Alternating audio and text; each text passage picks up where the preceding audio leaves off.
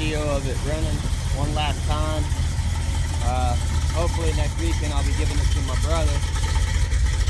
I'll kind of go over everything in this video.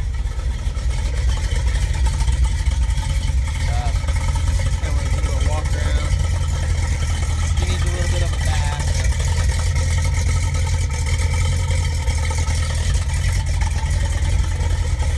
I did a little bit of body work, and after I finished it, I realized that the color didn't quite match the way I thought it did, so it'll have to be redone.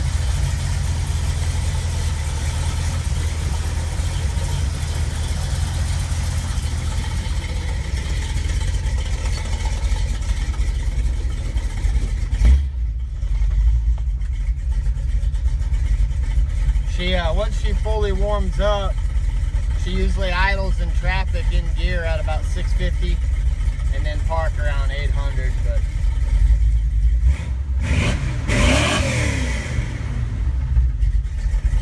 right now she's still just a touch towed. She's got good oil pressure though.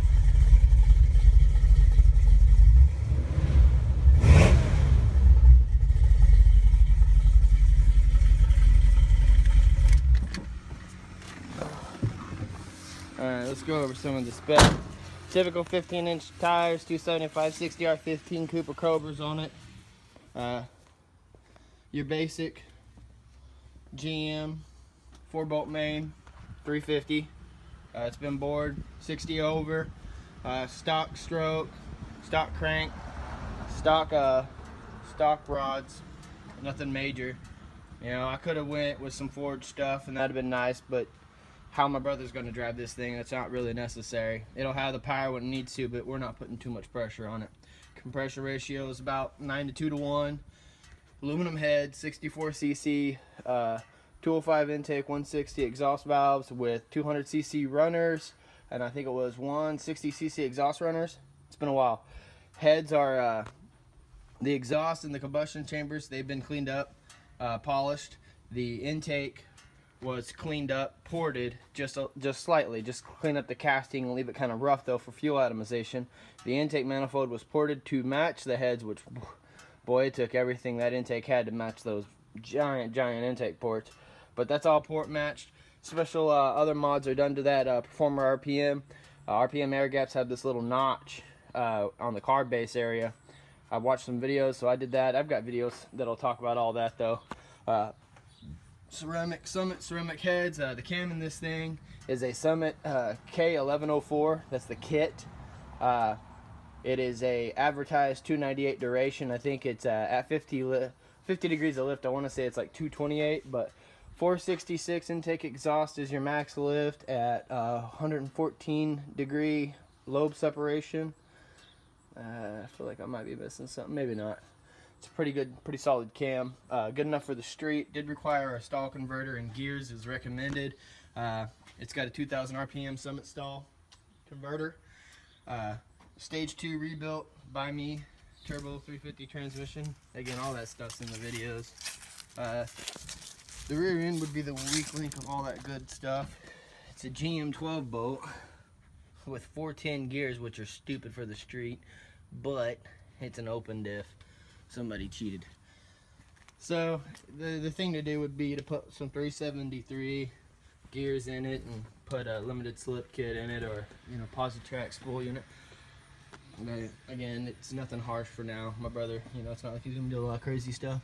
But that's about it. I could have went with a little bit bigger flex fan, but I went with the flex fan.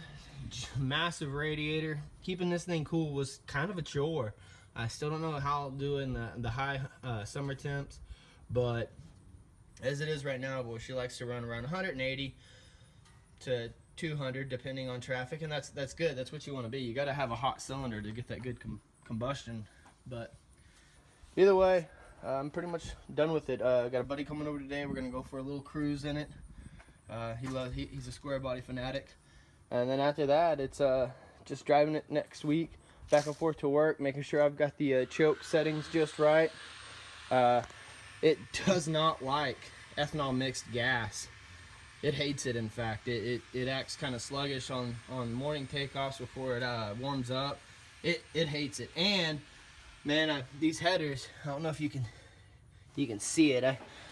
You might be able to, God, it's really hard to see it through the camera, but that dang fuel line is super close. Alright, so I should be able to see it. You can't make it out, but it's right there. Anyway, that fuel line is super close to the headers.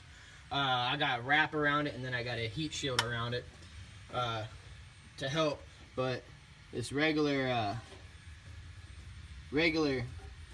gas doesn't have a vaporization rate like stupid flex fuel, so should be a whole lot better now. We'll see. It definitely was running a whole lot stronger. Of course, at the same time of switching the gas, I also advanced the timing just a touch more. The motor responded to it really well, but it could have been the gas and the timing, could have been the timing, who knows. I know it likes 91 octane better though, that's obvious. So anyway, that's all. Hopefully maybe next weekend too, before I take it back, I'll have my wife with me. She can have some video of me driving it, you know, just kind of showing what it can do. But until next time.